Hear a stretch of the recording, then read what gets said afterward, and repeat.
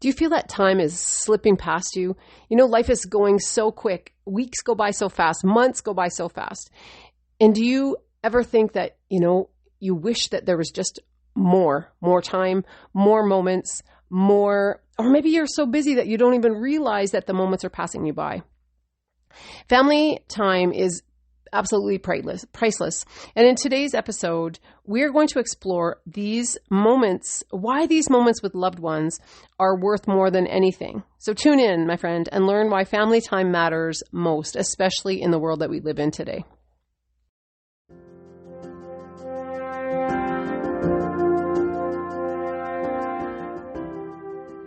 Are you tired of a life of mediocrity, barely surviving the month and always feeling like behind the eight ball?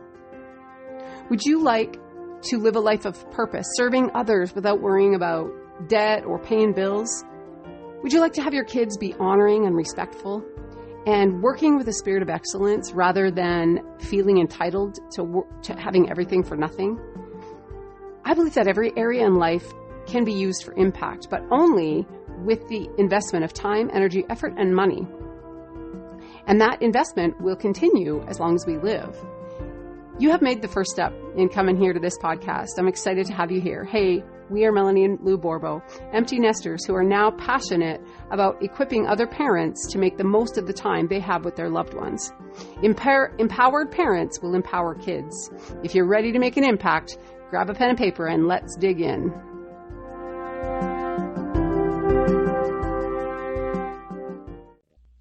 I was listening to this lady inside our community the other night, and she was talking about how her 22-year-old son had kind of almost, reprimanded her for how she was raising the younger 4 children. Now, she's a mom of 8. She had 8 kids, so 4 earlier, and now she has 4 younger ones. In the middle of that, in the middle of raising those kids, her big kids are, moved out and doing their own thing. And her husband got really sick, and so he couldn't work anymore. So she had to get a job. And she said, and she was quite emotional because she said she knew that she wasn't doing what she did with her bigger kids. She didn't have the same kind of standard that she had, in past years. Now she has to work more. She has to help her husband more. And so these 4 younger kids are being raised by the TV, by the video games.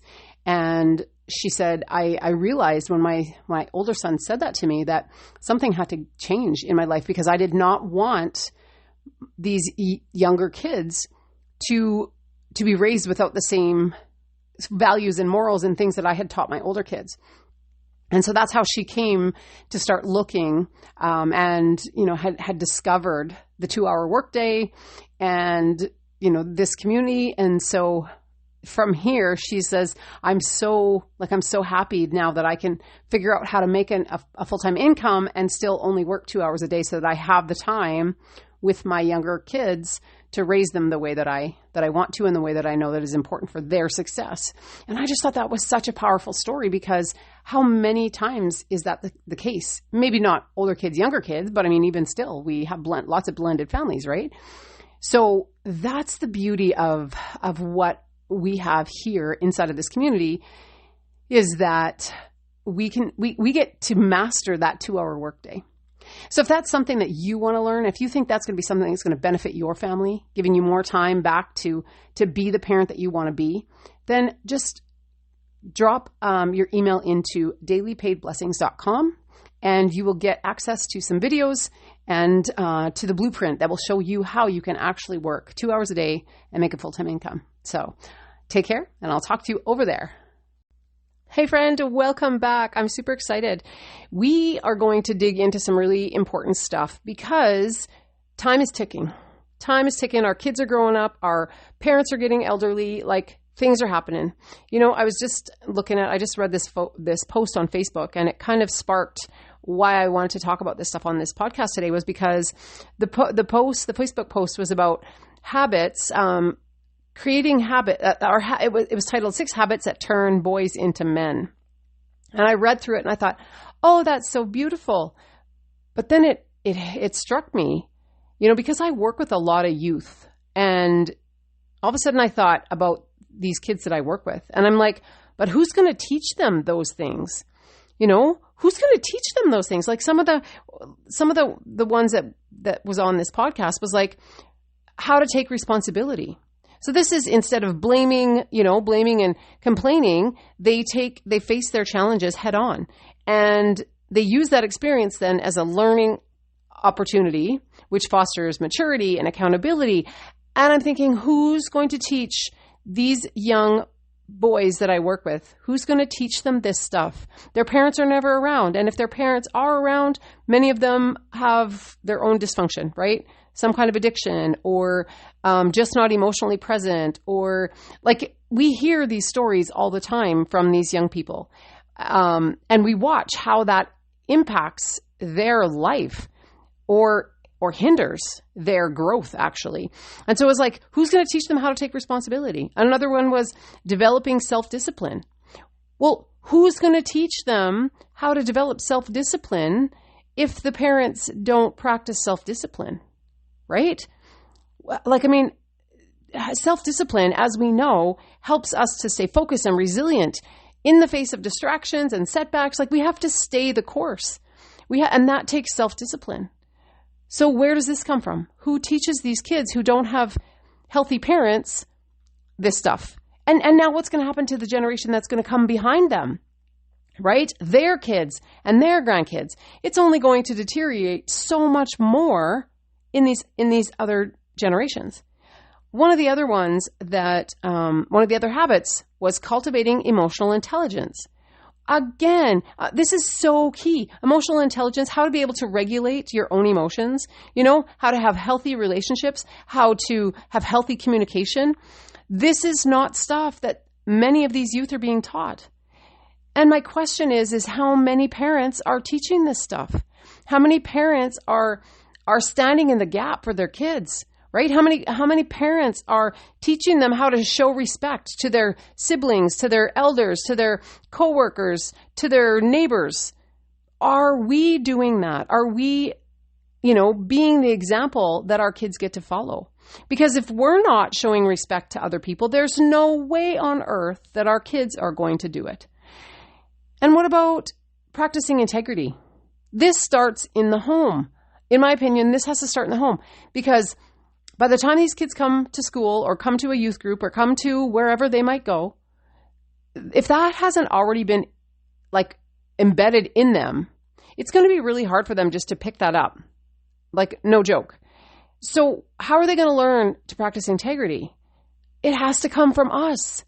It has to come from us. We have to be willing to teach these kids, our grandkids, whatever, nieces and nephews, whoever, whatever kids we have access to and influence over, we have to be able to teach them, what does it mean to be integral? What does it mean to be honest and trustworthy? How does that show up? How does that look in real life? What about embracing leadership? Now, I don't know about you, but I would love to see so many more kids as leaders than just living the mediocre, follow the crowd, kind of kids, right? I want to see parents raising up kids that are going to be a success, that are going to make a difference, that are going to impact this world. Because if it doesn't happen now, when and by whom does it happen? Have you ever thought about that? It's kind of a scary thing.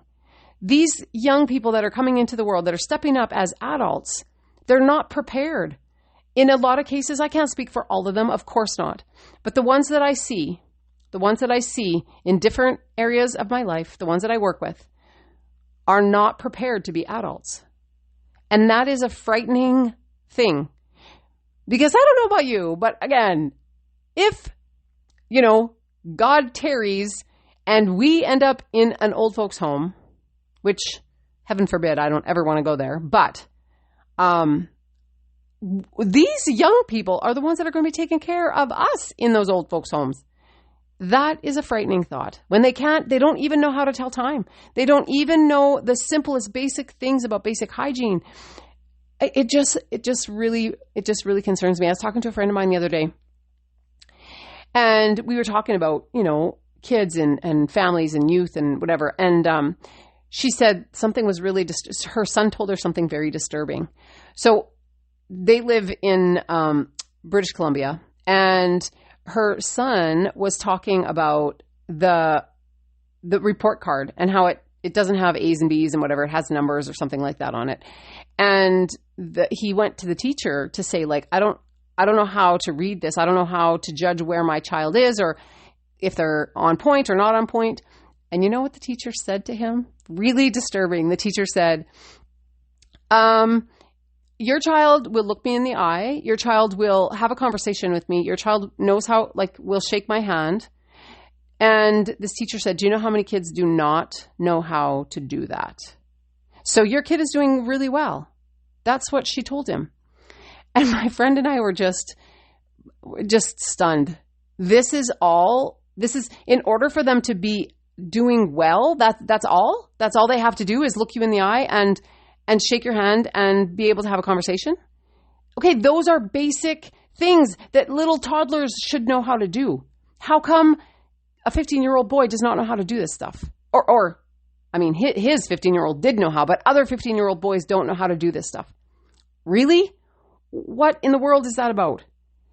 And you know what I feel like? I feel like that's why family time is so, so, so important and so precious, is because when we spend time with our kids, like really quality time, I'm not talking sitting in front of the TV, every night you sit in front of the TV together and blah, blah, blah. That is not, in my opinion, family time. And nor is going shopping or, whatever. Like, to me, what is good family time? I think it is, getting out, doing things, going hiking, biking, whatever, helping the neighbors do something, right? Taking the kids when you whatever, go to church or you go wherever you go to fill yourself up, except the bar, if that's what you do. But I'm assuming if you're on this podcast, that's probably not who you are. But, so that time I think is so critically important, is the time that we spend with them, the time that we're teaching them things, right? Because you think about, like, I was home with my kids all their entire school year. Like, I mean, up until they graduated, I was home with them. That's what I did. I didn't have any money, but I had the time to be home with them. But that was my choice. I chose that.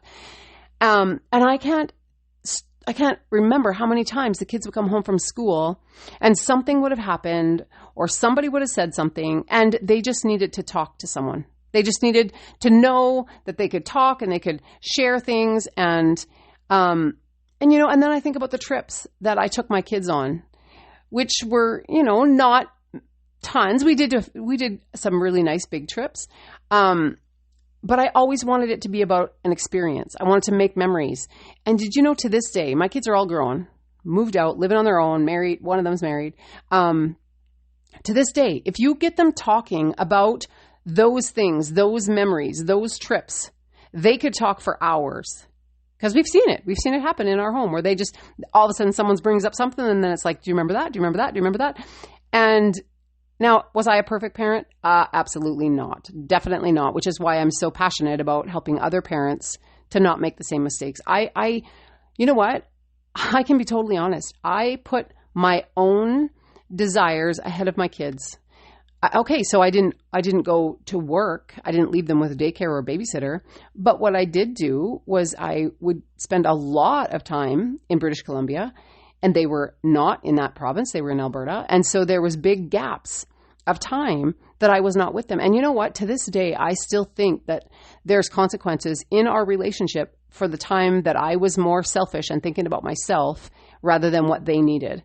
I do. I think there's consequences that I have had to face and had to deal with because of those big gaps in time. So am I saying this from a place of I know everything and I did it perfectly? No, I'm telling you this because I made a lot of mistakes. And I put my own desires ahead of my kids in other ways, not necessarily working outside the home, but in other ways that were maybe just as detrimental to them. And so I think it's so important to make sure that we have time with our kids, to make sure that we're there when they need us, Tomorrow we're going to see a beautiful friend of ours. She's turning 100 on Saturday. And so we can't go on Saturday. We have to go tomorrow. But you know what? I was there to see her probably a month ago or so. And I asked her, I said, oh my goodness, you're going to be 100 years old. Like, are you going to have a party? Her daughter was there that day. Her one daughter was there that day. And I said, are you going to have a party? And she said, no. She said, I don't want a party. She said, I'm too old. And she was really emotional that day, like really emotional. And I found out that it was because her other daughter was going on a trip for a month. She was going to be gone for this whole month of September. And her mom had just found that out. And she was very emotional. She said, she knows how much I hate it when she leaves. And I mean, I get it. We can't just, right? Like, we can't just put everything else on hold because of our loved ones. I get that. But the point is time. This wonderful lady who is about to be 100, the only thing she wants right now is time. And you think about it, she's had more time in her life than most other people have. Like, how many people do you know that live to be 100? Not tons, right? Not tons of people. So she's actually had more time with her kids, her grandkids, and now her great-grandkids. She's had more time than so many of us. But she still is feeling the need for time. And probably, maybe more so now, because she knows she's probably, her time is probably limited. She can probably see that at 100, because she doesn't really want to live past 100.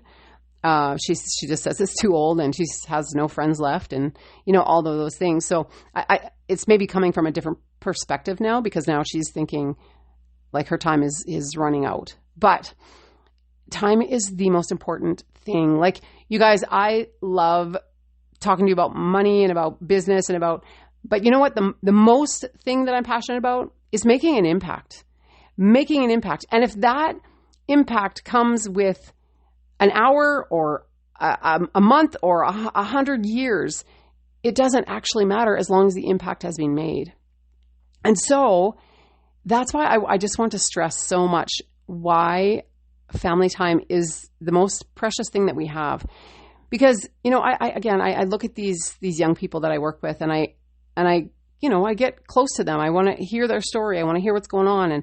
And I can tell when something has happened in their home and they come into the school, I can tell that something is off, right? They come in, and what we're seeing in this building that we have, been working at and been in, and is that these kids come in and there's a safe place. Sometimes all they want to do is talk to us. They just want to tell us about their day. They want to tell us about something that's happened, and they just want to talk. And then when you start to ask them, it's because their parents aren't there. Their parents aren't, like I say, emotionally available, like whatever the case may be. And so time. I hope you're hearing how important time is. And real time. Listening time, like, asking questions, listening for the answer, really having a deep conversation, not being distracted by cell phones or by TVs or by, anything like that. Because here's the other thing that we're seeing now is that our government has mandated that there can be no cell phones in classes anymore, like during class time. They can't even be out or can't even be listening to music. And you know what we're seeing? We're seeing an amazing thing happen with these students. They want to talk to each other. They want to socialize again.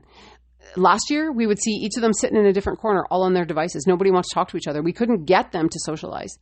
This year, it's beautiful. Everybody's talking and laughing, and they're making friends, and it's the most amazing thing. So if we can put some time like that away in our own home, so that we put the device away, we shut the TV off, we put the phones away, and we just, play games, we just chat, we go for a walk, whatever the thing is that you can do that is non-distracted time. I think that investment that you put into your family will pay off 100-fold. I believe that with everything in me. And, I get it. We have to work. We have to make money. I understand all of that. And that's why, again, I'm super passionate about helping parents to work, to have a 2-hour workday and make a full-time income.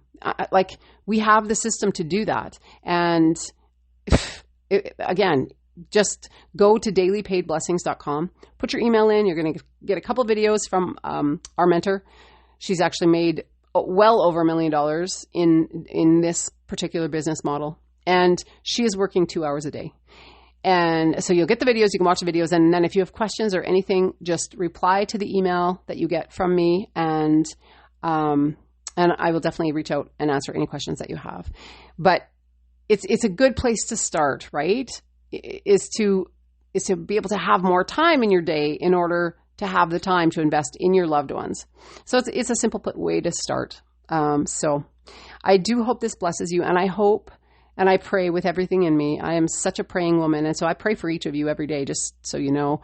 But I pray that you really hear the need of these young people to have parents or grandparents or somebody that they can feel completely connected to, someone that they can feel safe with, someone that they can share things with. And that's only going to happen if we invest that time in them. Absolutely, right? There's a million things to do in a day. I get it. We got housework, we got work, we got like whatever, all the things. But the time that we invest in our loved ones is going to be a blessing to us. And it's absolutely going to raise our kids up in such a way that they are the next impact makers. They are the next strong leaders that are making a difference. So I pray this blesses you, my friend. Take care and God bless.